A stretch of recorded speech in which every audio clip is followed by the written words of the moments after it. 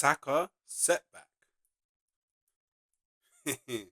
Apparently, yeah, it was reported that he was meant to miss another 8 weeks, yeah, in his recovery from his injury. And I think it was originally reported by Mail Sport. I'm reading an article now on the Daily Mail. It's by Zach Campbell. Originally posted at 10 on the 13th of February 2025. And whoa, whoa, whoa, whoa, whoa, whoa, it's magic. Updated 12:56 on the 14th of February. I wonder why. It must be because Arteta nipped that one in the bud. But I won't lie. I think it has kind of shed a bit of light and probably reined in a lot of Arsenal fans' hopes of Bukayo Saka being able to play for Arsenal again anytime soon. Yeah. I was on the very hopeful side that maybe by late March, he might be sitting on the bench. But with all this come out, this article, and then what Arteta said in the press conference, I'm now thinking it's probably going to be a mid-April. Probably going to be a mid-April. So we may not actually see Saka play in any Arsenal games for an extended period of time until maybe early May. So this uh kind of um sucks. Kind of sucks. Because it means that with Havertz being out and with Saka's, recovery period now looking like should be wrapped up mid to late April, we we just can't rely on him as an option in the title race. Like he could come back at a point now where it's already done. So we kind of have to deal with this running with what we have. Unless we go and sign a free agent. Which even though Arteta did say, well, Arteta didn't rule it out. But I feel like Arteta doesn't rule out a lot of things. Yeah, he doesn't rule out. He doesn't rule out a lot of things. Yeah. Now, this is why sometimes journals kind of annoy me because it's like I remember like in all the group chats I was in, boom, like just no context, just boom, Saka setback 8 weeks, and I was like, whoa, whoa, whoa, whoa, whoa, whoa. Whoa. And it made it like when you just that knee jerk, like it makes you like, oh damn. But then when you read into the article, I mean it's changed now. I read it earlier. Um it's changed. Obviously I've updated it now and probably changed what they did, you know what I mean? Because you get me, Arteta went no. Um when you originally read into it, it didn't really allude to the fact that he had a setback. Is more this was like the original recovery period. Do you know what I mean? Like, but it's just the way that they use words to kind of get engagement and get clickbait, and them ones that like you see Bukayo Saka setback could be out for 8 weeks, and it's like when you actually sit down and think about it, it came out on the 13th of February. So 8 weeks from the 13th of February would have been the time that his original recovery plan would have had him at max, would have had him, right? Like, do a bit of math. Um, that probably would be the first week of April. So it's like, damn, you just read the setback 8 weeks, you're like, oh, she's going to be out for longer. But when you actually look into it and think about it and sit down deep, it like, he was probably meant to be around that time anyway. Do you know what I mean? um, I don't know. Like, I firmly believe that Arsenal just as a institution, like if you mention them, you just get hella clicks in it. I can't lie. And obviously, it's not just YouTubers that do the clickbait thing. Obviously, it's something that existed long before that. And obviously, just looking through this article, this edited, updated article. Um, so look here, look yeah. Saka 23 suffered the injury on December 21st during Arsenal's 5-1 thrashing of Crystal Palace at Selhurst Park. Big up. He then underwent surgery on December 29th, with the recovery period being estimated at 10 to 12 weeks. Yeah. So 10 to 12 weeks, 3 months from December 29th, end of March.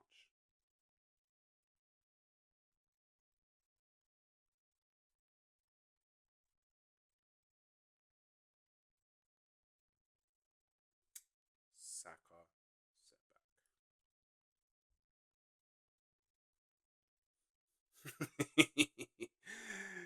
And then look, because obviously they look, look. This is why these men are so dirty. Big up Zach Campbell though, because obviously at least you like I don't know, you changed your words, but it's still dirty, innit? The England winger is not said to have suffered any setbacks and is on schedule to return within the above time frame from when the injury occurred. And look, they try pass a lot. They go. The Sun has reported that could miss. Didn't even put his name. That could miss. Who could miss? You know what I mean, another 8 weeks, which would put him in line for a return to action in mid-April. Given that he had the surgery in the final days of December, Saka could return to action by the end of March. See, so they tried to do this backtrack thing. They tried to be a bit funny with it. I hear what it's weird what they're trying to, and then look, they do go, but due to the serious nature of his hamstring tear, a precise return date for the Gunners' key man is not known yet. This was always the case, so it's weird, isn't it? So like, it's actually really weird because another 8 weeks, yeah, makes it sound like he was meant to come back. Do you know what I mean? Because I think it is, yeah. I think a lot, like, what I think they're playing on, and this is me just assuming now, what I think they're playing on is uh, Arsenal fans and football fans across the world would have seen Saka doing training in Dubai. So they're thinking, okay, he can train, so he's fit to a degree, yeah? So now what they're doing to kind of get a story out and get some clicks and get some engagement, yeah, is saying Saka's going to be out for another 8 weeks, when in reality, yeah, when in reality, it falls kind of within the original timeline. And when we was given the original, well, give or take a few weeks in it, and in the original timeline, it was an estimated timeline because you cannot predict when he will actually be back because of the severity of the hamstring. I think it was a hamstring tear. The severity of it. But to kind of charge up and click, click, click, and we need to pay our staff, like they write Mazzoline like this, yeah. So, and obviously, I felt it firsthand because at first I was like, oh shit,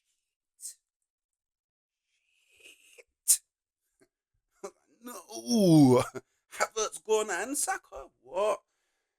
But then obviously, I did watch the Arteta press conference for the Leicester game, and basically Arteta on Bukayo Saka return timeline. It's too early. I should probably do the first one. It's too hey, well, it's my birthday next Saturday, so maybe hey, why not start from now? Innit? It's too early. He's in an early stage of the rehab. When we get a little bit closer and he starts to do more demanding load, we'll see where he is. Reporter. Any setback. Arteta.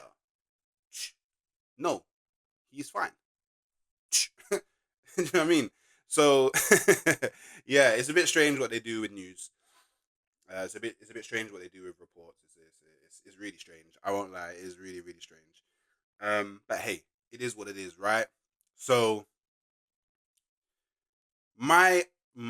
so where I think it's at, just to round up, where I think it's at is Saka wasn't meant to finish his rehab, recovery, whatever you want to call it, until the end of March, beginning of April. We are now not even midway through February. So well, I say nowhere near. We're like, I would say maybe 4 to 6 weeks away from, no more than that, probably 5 to 7 weeks away from the point at which they originally estimated his recovery should be over. But I would say maybe in 4 weeks' time, when they get a bit closer to the end of the recovery, then Arsenal will actually know how much longer it will take for Saka to be back. So we could get to that point, and then he does a little bit of extra load, and then he feels it a bit more, and it's like, you know what I mean? I can't really handle it, and then it's like, okay, cool, maybe another 4 to 6 weeks from then. It could be he handles it really well. The recovery's gone really well, and it's like, oh, okay, another 1 to 2 weeks, and you get me, should be back on the bench. So Arsenal fans, let's just wait, innit? Let's just wait, Arsenal fans. I know it must have been a very scary time when that originally broke, and I'm pretty sure by now, hopefully, all of you have kind of done your own little bit of research, own a little bit of reading into it, and actually found out that it was basically clickbait. Um, and I'm also sorry. I apologize for the the thumbnail that I'm about to do and the title. I'll put a question mark in the title though, so it's not really clickbait, and I'm just, you get me, asking the question. You know what I mean? Do you know what? I'll myth bust. But thanks for tuning in. Let me know your comments below on this whole debacle. If you could drop me a like, that would be great. If you could subscribe, we're so close to 4K. Hopefully, I can get there today. Would be great. Make sure you hit the post notification so whenever I drop a video or go live, you don't miss it. And yeah, I'll catch you next time. Come on, you gunners.